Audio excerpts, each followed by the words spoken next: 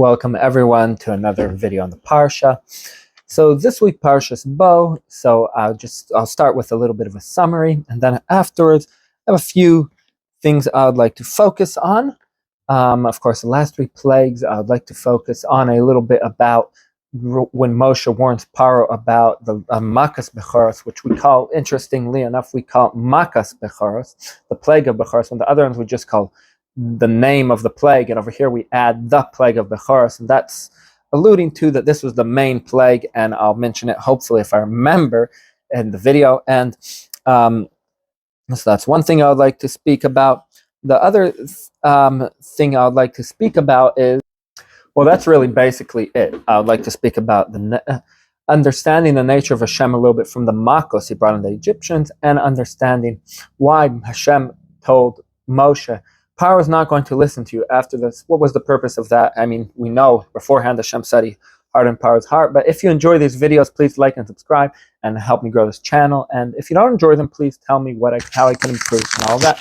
Anyhow, so let's get started. So this week's parsha, it starts with the plague of locust, and afterwards darkness, and afterwards the plague of the firstborn dying. Makas and Ar Bechoshech and Makas Bechoros. These are the last plagues, and there's some negotiation in the last few plagues. Nothing, but Moshe is not willing to let go on anything but exactly what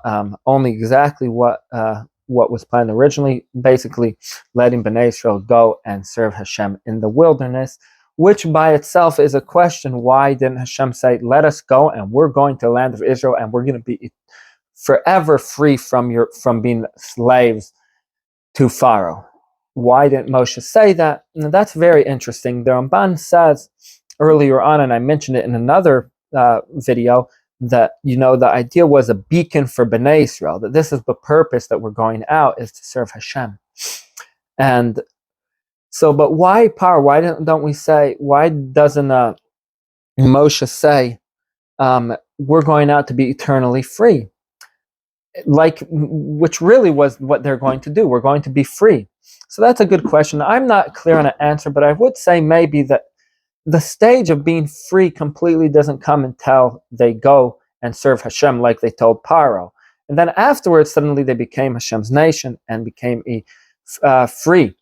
But beforehand, it was like all we were going to do was serve Hashem 3 days in the desert, and then only afterwards Hashem was going to decide if we were free, if we're going to take the Torah and all of that, then we would be free. Another thing would be to show how great, how strong, to show Pharaoh and to show the nation Hashem's power. Not only that Moshe told Bnei Israel, told Pharaoh that it's not like Hashem told Pharaoh, "Oh, we're going to leave forever. We're never going to work for you again, and you better let us free. You better free us." And then Pharaoh hardened his heart. No, we just wanted to serve Hashem in 3 days in the desert, and still Pharaoh hardened his heart. Of course, some of the excuses were, "Oh, you're trying to run away," but whatever the reason was, Hashem made it easier for Pharaoh to allow to let Bnei Israel go, because it was just a short time. But still, Pharaoh resisted, which shows you the power of Hashem, how he went into the heart of Pharaoh, hardened his heart against his will, with all the makos and everything that happened, terrible things that happened upon Egypt and the Egyptians. And still, Pharaoh wasn't willing to let Bnei Israel free, just to show even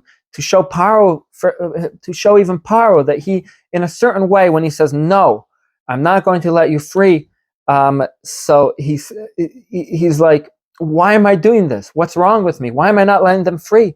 And he realizes the power of Hashem. But anyhow, that's just so that's interesting.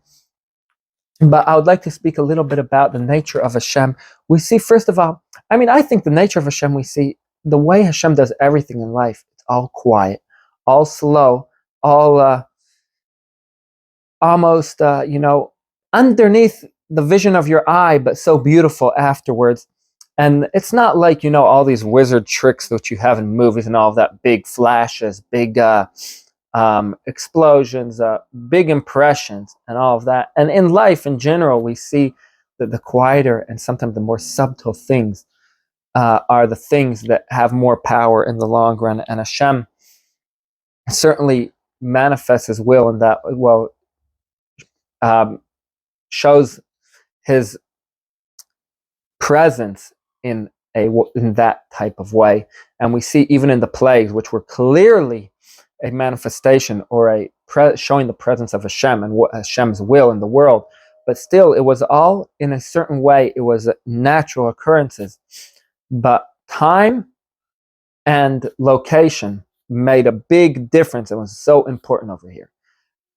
Amount, we see by the locust that will never be like this before. Hail and fire, but it's all natural occurrences. But blood, it happens a lot of times. The river water becomes red. We even saw it recently in Iran. We saw there are situations, certain minerals that cause it red. Over here it was blood, but still, you see a lot of things that you could say occurred in nature. But what did Hashem do? He caused it. Okay, all the Egyptian waters are going to become blood for this and that amount of time at this period, and then the plagues were set one after the other, and all these occurrences that would normally not happen in the world, and the magnitude, the amount, how strong they were. And then darkness. Certain places that, fog comes over and great darkness, for a long time, let's say. But in this amount, 3 days straight, and when for the amount of time that Moshe and Aaron told Pharaoh, and then Makas Bechoros, of course, you could always say, oh, there was a disease, but why the Bechoros? So Hashem comes in a quiet way, in a certain way it's quiet and more natural, but it's so apparent and so real.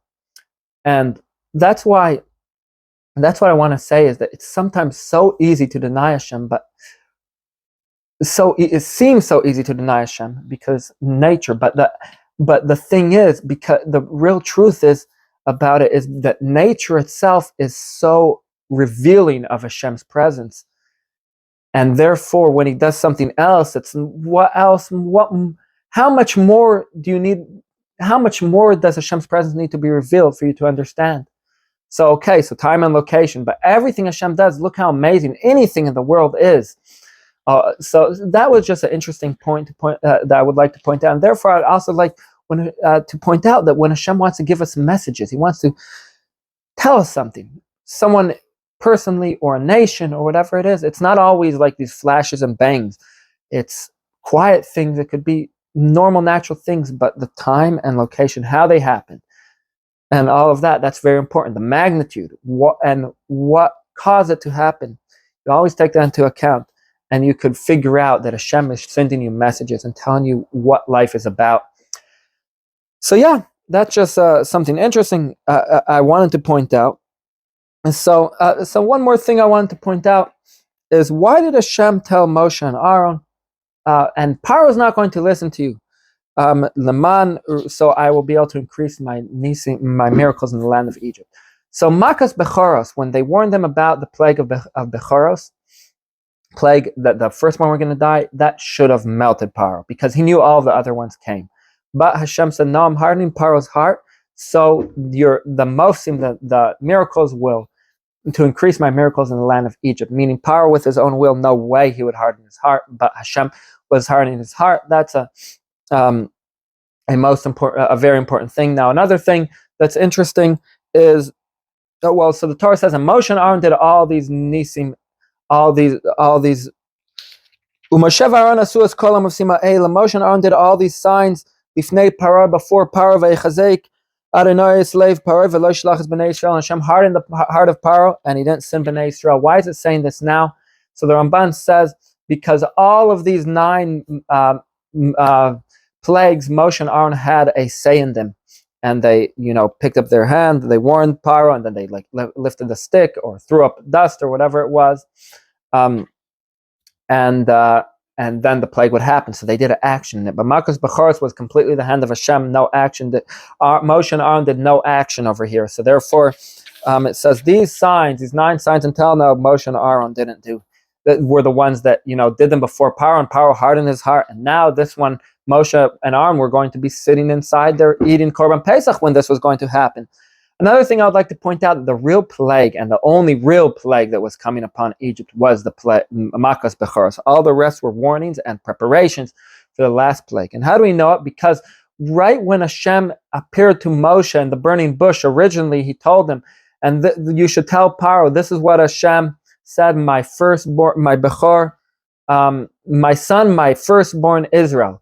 And I tell you, send my son, send my nation, let them serve me, and you have refused until now. So behold, I am going to strike. I'm going to strike your firstborn. Meaning, from the beginning, the whole idea is going to be mida keneged mida. You don't want to send my son, my firstborn, Bnei Israel. Which what does it mean, my son, my firstborn? That's a question, and it's a very interesting topic that I would say needs a different video. But you're not going to do that, so I am going to kill your firstborn, mida keneged mida.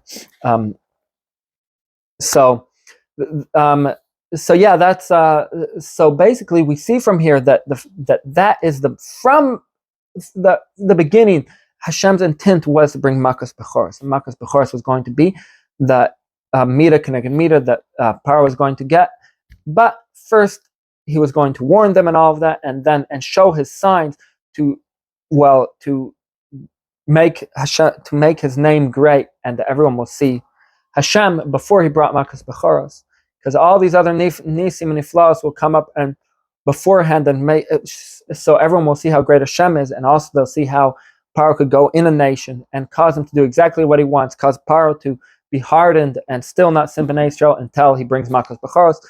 Yeah, and then Moshe starts speaking to Bnei Israel and says, "Hachodesh hazeh lechem." Well, Hashem tells Moshe to tell us to Bnei Israel, "Hachodesh hazeh lechem." This month for you is first is the head of months, the first to you for the months of the years. Now, this doesn't mean that this is the beginning of the year. It's the head. Head over here means the important, and we do count it the first in months.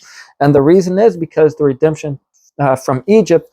And I did point this out in the video earlier on this week, more animated video, AI video, that we see how important Yetzias Mitzrayim is. The connection that Bnei Israel had to Hashem was from Yetzias Mitzrayim.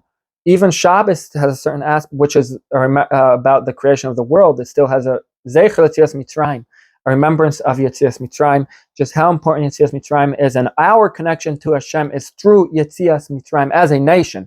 Our ancestors had a connection to Hashem beforehand already, Avram, Yitzchak, and Yaakov. But as a nation, our connection to Hashem is through Yetzias Mitzrayim. And this just shows you how important a personal connection to Hashem is, and not just, a national or a ancestral connection to Hashem, but you need to find your personal connection, how you connect personally to Hashem. Yeah, so that's all I had to say this week. I hope you enjoyed this video. Please like and subscribe, and share it to other people, and comment on it. I tried putting in an aspect of self-growth, which in general, I'm trying to make my videos more really self-growth oriented, but I want to keep the Parsha, the Torah in. It's very important because that's the real way to grow. Anyway, have a good Shabbos, and thank you very much.